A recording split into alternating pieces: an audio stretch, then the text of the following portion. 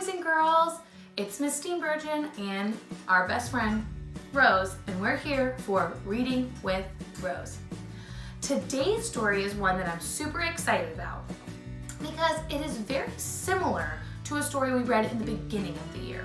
So I want you guys to think back, use your hippocampus to remember a story we read in the beginning of the year called The Three Little Pigs. Do you remember that story? Excellent. So this story, you may have heard it before, but it's a little bit different. So while we're listening to this story, I want you to be thinking of things that are the same about the two stories and things that are different about the two stories. All right. So today's story is called The Three Little Superpigs Once Upon a Time. The Three Little Superpigs Once Upon a Time. Oh, I forgot. The author is Claire Evans. Once upon a time, there were three little pigs. They dreamed of becoming superheroes.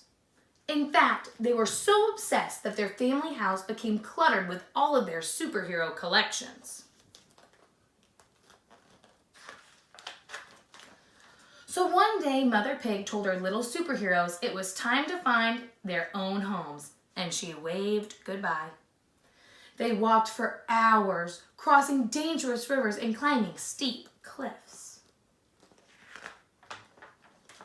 Until finally, they arrived at their destination, Fairyland. After an exhausting trip, I'm getting tired just reading about it, the pigs decided to set up camp for the night and build their new homes in the morning. Welcome to Fairyland.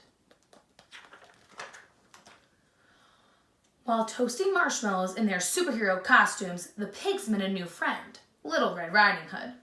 She warned them about the big bad wolf who'd been terrorizing Fairyland. Danger, beware of the big bad wolf. The wolf had kidnapped Mary's little lamb and stolen sheep's clothing. He'd even been disguising himself as different grandmas and stolen their clothing.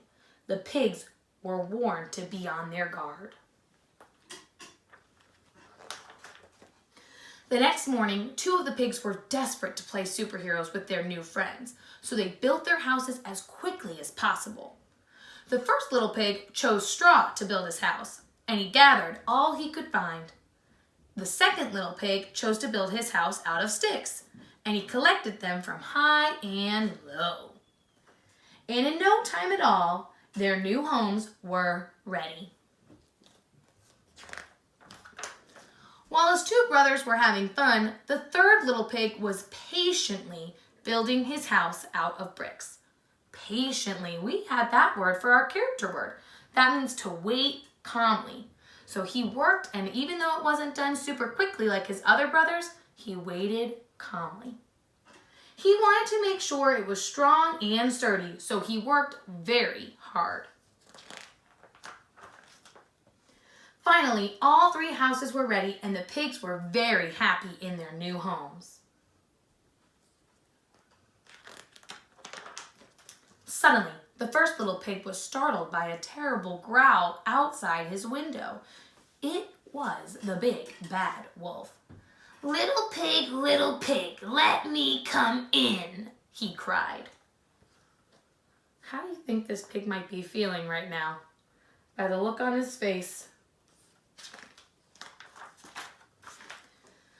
Not by the hair on my chin, squealed the panicked pig. Then I'll huff and I'll puff and I'll blow your house in, growled the wolf. Whoosh!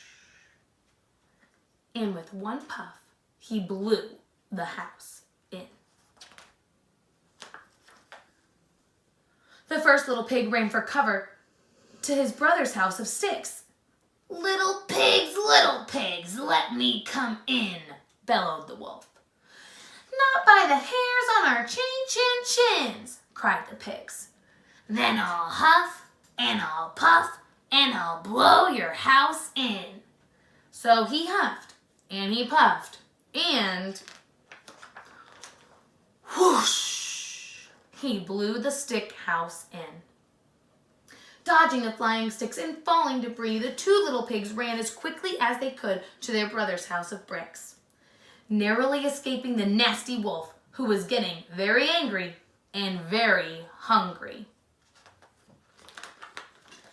Little pigs, let me come in, demanded the wolf.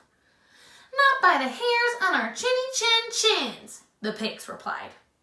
Then I'll huff, and I'll puff, and I'll blow your house in, screamed the wolf. So he huffed, and he puffed, and he huffed, and he puffed, but the brick house would not blow in. The wolf was furious. Suddenly, the pigs were startled by a loud chain clanging noise from outside.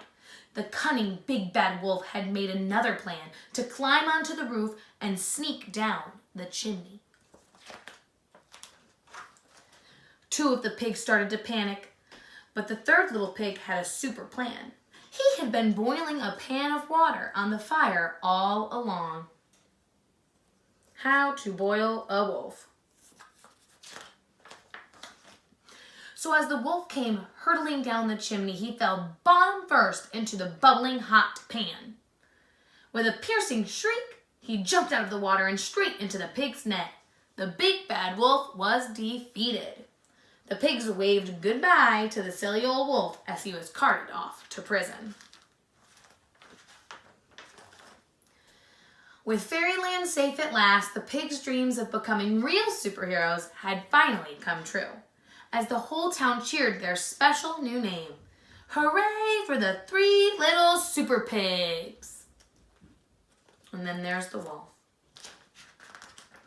The end. That's a fun story. So remember, share with someone at home what are some things that you notice that are the same and that are different between this story and the one we learned or read about in the beginning of the school year. Alrighty, I miss you guys so much, and I will see you for the next episode of Reading with Rose. Bye, boys and girls.